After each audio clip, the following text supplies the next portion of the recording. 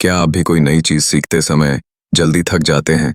क्या आपको लगता है कि आप बस मंजिल तक जल्दी पहुंचना चाहते हैं और रास्ता आपको परेशान करता है? तो आप अकेले नहीं हैं। लेकिन आज हम जिस किताब की बात कर रहे हैं वो आपकी सोच को पूरी तरह बदल सकती है। नमस्कार दोस्तों, स्वागत है आपका रीडर बुक समरी चैनल पे। किताब का नाम है द प्रैक्टिसिंग माइंड। लेखक हैं थॉमस एम स्टर्नर। ये किताब हमें सिखाती है कि कैसे हम अभ्यास को तनाव और निराशा का कारण नहीं बल्कि शांति और आत्मसंतोष का माध्यम बना सकते हैं। अध्याय 1, ध्यान। लक्ष्य पर नहीं, प्रक्रिया पर हो। हम सभी चाहते हैं कि हम जल्दी से सफल हो जाएं, लेकिन लेखक कहते हैं कि जब हम सिर्फ परिणाम पर ध्यान देते हैं तो हम वर्तमान से कट जाते हैं। हमें इस सोच को बदलना होगा। हमें यह समझना होगा कि हर बड़ा परिणाम छोटे छोटे प्रयासों से बनता है। जब आप कोई स्किल सीखते हैं, जैसे म्यूजिक या पेंटिंग, तो सबसे जरूरी बात है उस अभ्यास की प्रक्रिया को अपनाना, उसका आनंद लेना। अध्याय 2, मानसिक स्थिति और अभ्यास का रिश्ता। स्टर्नर बताते हैं कि आपकी मानसिक स्थिति ही यह तय करती है कि आप किसी भी काम में कितनी प्रगति करेंगे। अगर आप बेचैनी, गुस्से या जल्दबाजी में अभ्यास करेंगे तो वह अभ्यास नहीं बल्कि सजा बन जाएगा। इसके बजाय अगर आप शांत मन, एकाग्रता और धैर्य के साथ अभ्यास करें तो आप न सिर्फ जल्दी सीखेंगे बल्कि उस सफर का आनंद भी लेंगे। अध्याय 3, वर्तमान में रहना क्यों जरूरी है। यह किताब बार बार हमें वर्तमान में रहने की याद दिलाती है।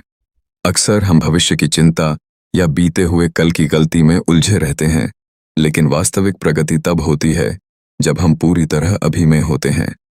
स्टर्नर कहते हैं, जब हम पूर्ण रूप से उस क्षण में होते हैं तब हम सबसे अच्छे तरीके से सीखते हैं। अध्याय 4, खुद को जज करना बंद करें। लेखक एक जरूरी बात बताते हैं, खुद को आलोचना करना बंद करें।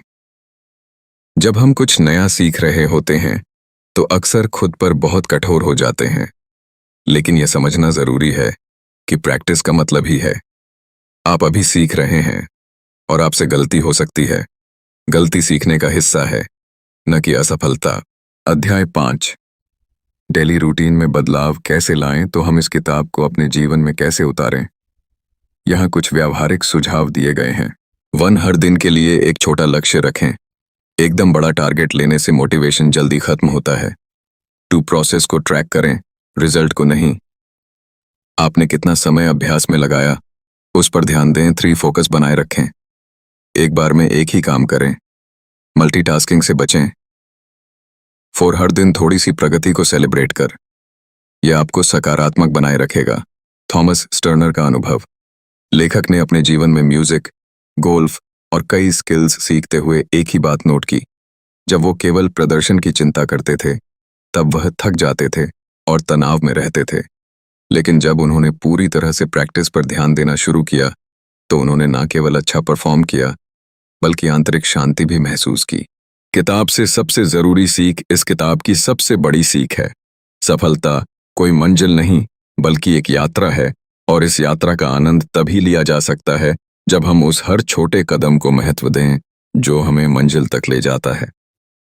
द प्रैक्टिसिंग माइंड हमें मानसिक अनुशासन सिखाता है। यह किताब आज के इस तेज रफ्तार जमाने में धीरे चलने की कला सिखाती है। अगर आप अपने जीवन को बेहतर बनाना चाहते हैं, अपनी आदतों को सुधारना चाहते हैं और किसी भी फील्ड में मास्टरी पाना चाहते हैं